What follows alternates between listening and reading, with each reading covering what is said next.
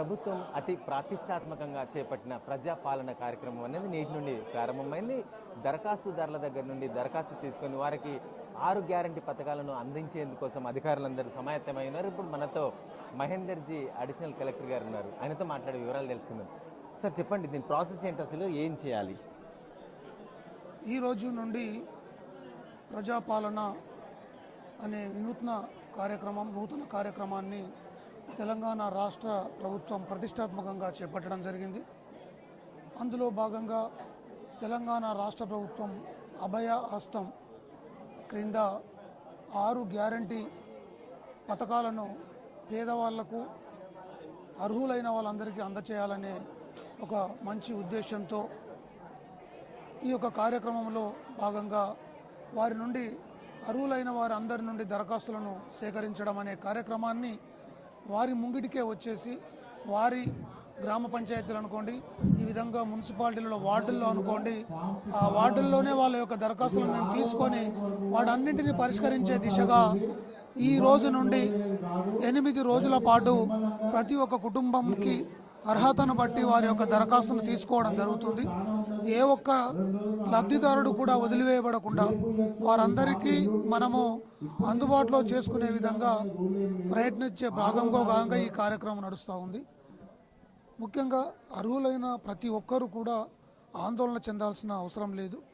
వారికి సంబంధించిన దరఖాస్తులన్నిటి కూడా ఫ్రీగా ప్రభుత్వం ఇస్తూ ఉంది.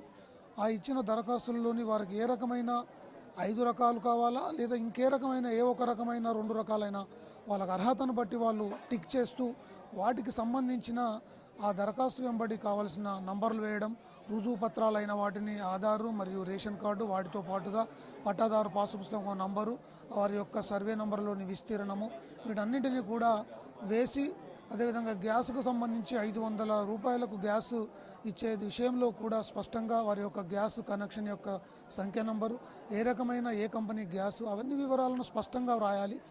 ఈ ఒక్కరోజు నాడే అడావుడిగా ఈ కార్యక్రమం కాదు ఇది. వారికి ఇచ్చిన దరఖాస్తును క్షుణ్ణంగా జాగ్రత్తగా ఒక ఫోటోతో పాటుగా వివరాలన్నీ వ్రాసి సంబంధిత రుజువు పత్రాలను ఇచ్చి మనం 8 రోజుల పాటు ఇదే చోట ఇదే కార్యక్రమం కింద ఇక్కడ తీసుకోవడం జరుగుతూ ఉంది.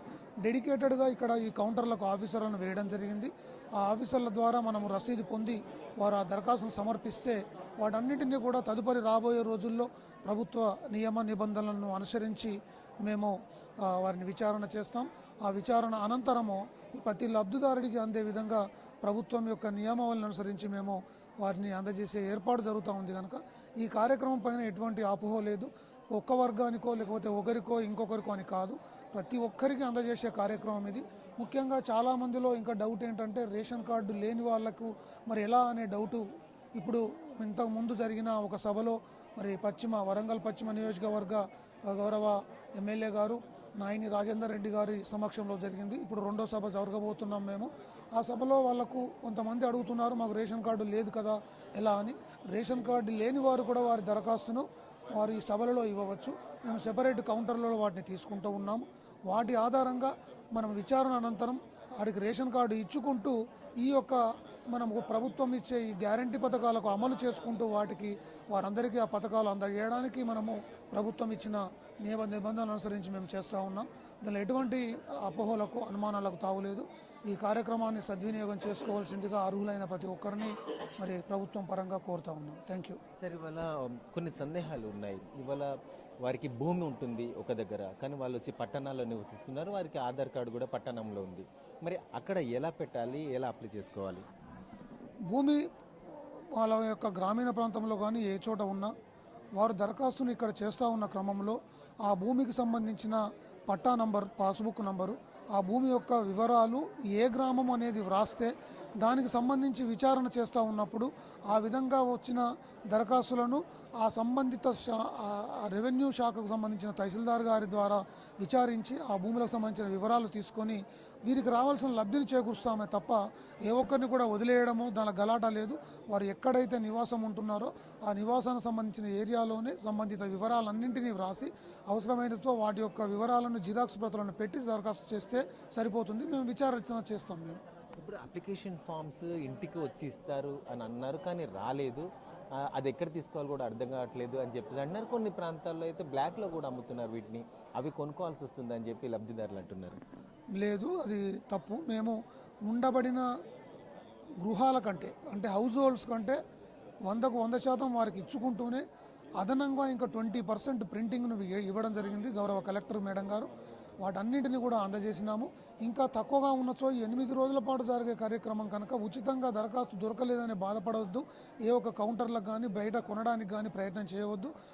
ఆ యొక్క దరఖాస్తును ఖచ్చితంగా మేమే ఇస్తాము. ఒకవేళ వారికి ఆతృత అంతగా ఉన్న జిరాక్స్ ఇచ్చినా కానీ ఆ జిరాక్స్ దరఖాస్తును కూడా మేము ఆమోదిస్తున్నామన్న విషయాన్ని మీకు తెలియపరుస్తూ ఉన్నాం. అందరికీ ఉచితంగా ప్రభుత్వం ఇస్తూ ఉంది. వాటిని తీసుకొని నెమ్మదిగా జాగ్రత్తగా నింపి దరఖాస్తును సమర్పించవలసిందిగా కోరుతా ఉన్నాం. వాళ్ళు చూస్తున్నాం, అధికారులు చెప్తున్నారు స్పష్టంగా, మీరు ఎవరు కన్ఫ్యూజ్ అవ్వాల్సిన అవసరం లేదు. మీకు అప్లికేషన్ ఫామ్స్ మీకు కావాల్సిన దానికంటే ఎక్కువ ప్రింట్ చేసి ఉన్నాము కాబట్టి మీకు అందుతాయి కాబట్టి తొందరపడద్దు. ఒకవేళ లేని పక్షంలో ఏదైనా ఒక అప్లికేషన్ ఫామ్ జీరాక్స్ తీసుకొని ఇచ్చినా పర్వాలేదు, దాన్ని స్వీకరిస్తామని చెప్తా ఉన్నారు. అలాగే ముఖ్యంగా ఏదైతే గ్రామీణ ప్రాంతాల్లో వ్యవసాయ భూమి ఉండి పట్టణంలో నివసిస్తున్న వారికి ఆధార్ కార్డు ఉంటుంది.